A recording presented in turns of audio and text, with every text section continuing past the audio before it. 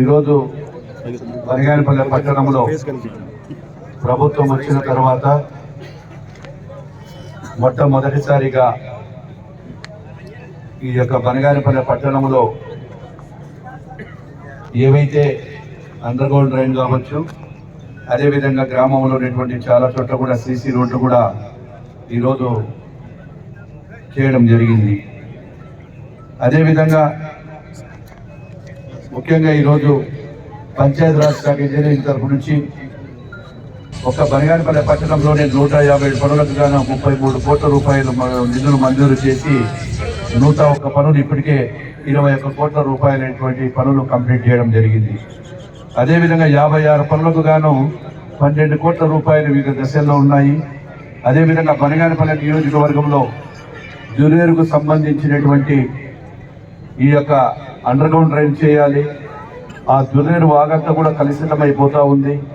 ఆ కలుషితం కావడం వలన వాటర్ అంటే కంటామినేట్ అయ్యి ఊర్లో ఉన్నటువంటి చాలా చోట్ల బోర్లలో కూడా ఈ నీరు కంటామినేట్ అవుతుందనే ఉద్దేశంతో దానికి ఒక్కదానికి దాదాపుగా 16 కోట్ల రూపాయల పైన కూడా వెచ్చించి మొత్తం ఏదైతే ఎస్ఆర్బీసీ కాలువ నుంచి బ్రహ్మంగారి మఠం వరకు కూడా పనులు మొదలుపెట్టాం. త్వరలోనే అవి కూడా కంప్లీట్ అండర్ గ్రౌండ్ రన్ అవుతా ఉంది.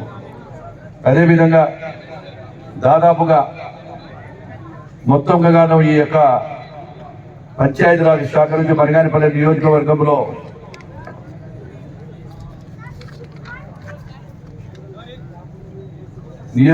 పంచాయతీరాజ్ శాఖ తరఫు నుంచి 739 పనులకు గాను 75 కోట్ల రూపాయలు 166 కోట్ల రూపాయల నిధులు మంజూరు చేసి వివిధ గ్రామాలలో కూడా సీసీ రోడ్లు కానీ డ్రైన్లు కానీ ఇవన్నీ కూడా పంచాయతీరాజ్ శాఖ తరఫు చేస్తూ ఉన్నాము. అదేవిధంగా బీసీ సంక్షేమ శాఖ తరఫు నుంచి 6 కోట్ల 6 లక్షలు, ఆర్డబ్ల్యూఎస్ గ్రామీణ నీటి సరఫరా నుంచి 36 పనులకు గాను 3 కోట్ల 31 లక్షలు, సమగ్ర శిక్ష అభియాన్ నుంచి 63 పనులకు గాను 14 కోట్ల 58 లక్షలు, ఆర్ఎండ్బి నేషనల్ హైవే తరఫు నుంచి 344 కోట్ల రూపాయలు, సోషల్ వెల్ఫేర్ ద్వారా 178. అదేవిధంగా బనగానపల్లె జురేరుకు సంబంధించి ఏదైతే ఈ యొక్క వాటర్ స్ట్రెంథనింగ్ చేయాలి అనేటువంటి ఉద్దేశంతో అది కూడా 6 కోట్ల 30 లక్షల రూపాయలు నిధులు చేసే పనులు కూడా మొదలవుతున్నాయి. ప్రజలందరికీ ఒకటే విన్నవిస్తా ఉన్నాను, ఏదైతే బనగానపల్లె పట్టణం నన్ను ఆశీర్వదించారో బనగానపల్లె పట్టణాన్ని ఆశీర్వదించినటువంటి కానీ నియోజకవర్గ ప్రజల రుణం తీర్చుకోవాలనే ఉద్దేశంతో గౌరవ ముఖ్యమంత్రి గారి సహాయ సహకారాలు, అదేవిధంగా గౌరవ నారా లోకేష్ బాబు గారు, డిప్యూటీ సీఎం పవన్ కళ్యాణ్ గారి ఆశీస్సులతో ఈరోజు ఈ నిధులన్నీ కూడా తీసుకువచ్చి ఈరోజు బనగానపల్లె నియోజకవర్గాన్ని అభివృద్ధి బాటలు నడిపించాలి. అభివృద్ధి బాటలు నడిపించి ఈ యొక్క నియోజకవర్గ ప్రజల రుణం తీర్చుకోవాలనే ఉద్దేశంతో ఈ కార్యక్రమాలని ఆర్థికంగా ఎన్ని ఇబ్బందులు ఉన్నప్పటికీ ప్రతి చోట కూడా పనులు మొదలు పెడతా ఉన్నాము. గతంలో 5 సంవత్సరాలు జరిగినటువంటి నిర్వీర్యం అయిపోయినటువంటిది ఏదైతే నిర్వీర్యం అయిపోయిందో అభివృద్ధి లేకుండా గ్రామాలలో ఎక్కడ కూడా సీసీ రోడ్లు కానీ ఎక్కడ కూడా అభివృద్ధి చేయకుండా కేవలం ఏదో ఒక డబుల్ రోడ్ వేసి ఆ రోజు గొప్పలు చెప్పుకున్నారు నాయకులంతా. ఆ గొప్పలు చెప్పుకునే నాయకులకు ఒక్కసారి నేను మనవి చేస్తా ఉన్నాను, ఈ రోజు బనగానపల్లె పట్టణం ఒక గ్రామ పంచాయతీ లెవెల్లో రాష్ట్రంలో ఎక్కడ కూడా ఒక గ్రామ పంచాయతీ లెవెల్లో అండర్ గ్రౌండ్ డ్రైన్ అనేది లేదని ఛాలెంజ్ చేస్తా ఉన్నా. బనగానపల్లె పట్టణము కేవలం ఒక గ్రామ పంచాయతీ.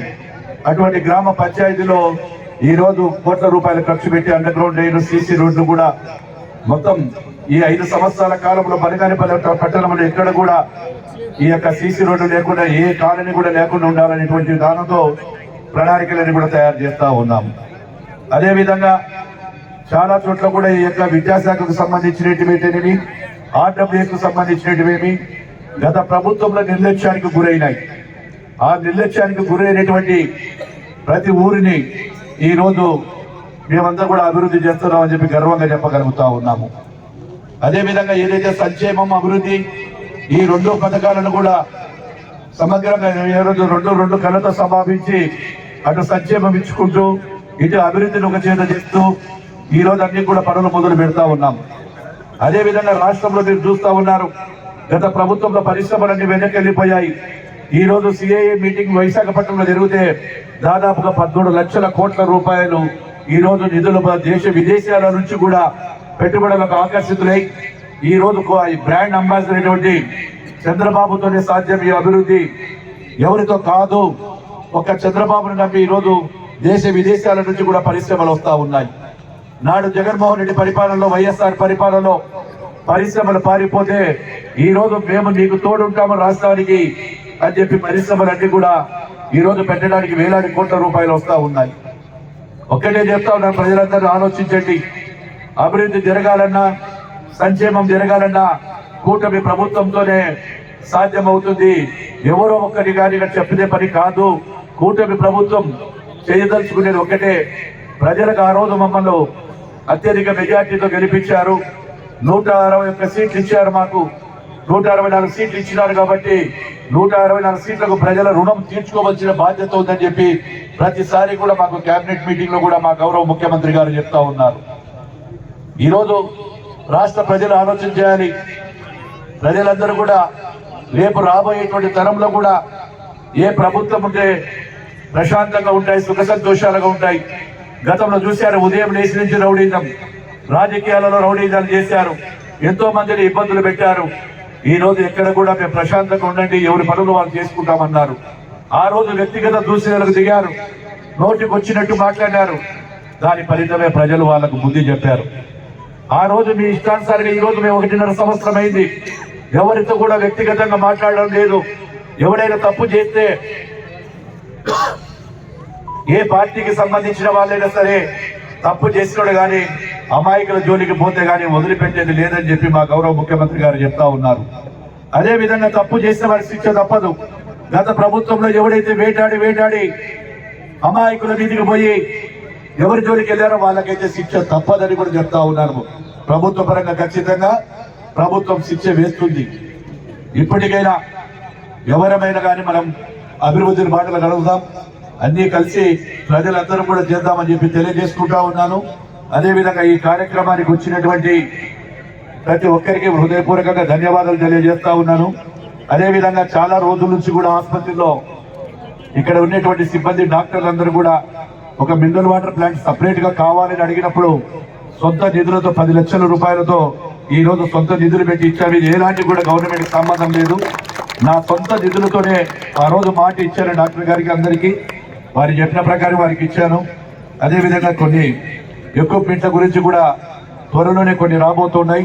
అది వచ్చిన తర్వాత మళ్ళీ ఆసుపత్రి గురించి, అభివృద్ధి గురించి ఈడ ఉండే డాక్టర్లు కూడా బ్రహ్మాండంగా పనిచేస్తా ఉన్నారు. వారికి కూడా అభినందనలు. వారికి కూడా ఏ విషయమైనా నా తరపు నుంచి పూర్తి సంపూర్ణ సహకారం ఉంటుంది. వారు చేస్తున్నటువంటి కృషికి, వారు చేస్తున్నటువంటి ప్రజల సేవకు వారికి కూడా అభినందనలు, శుభాభినందనలు తెలియజేస్తా ఉన్నాను. అందరికీ మరొకసారి మీకు అందరి దగ్గర సెలవు తీసుకుంటూ ఉన్నాను. జై హింద్.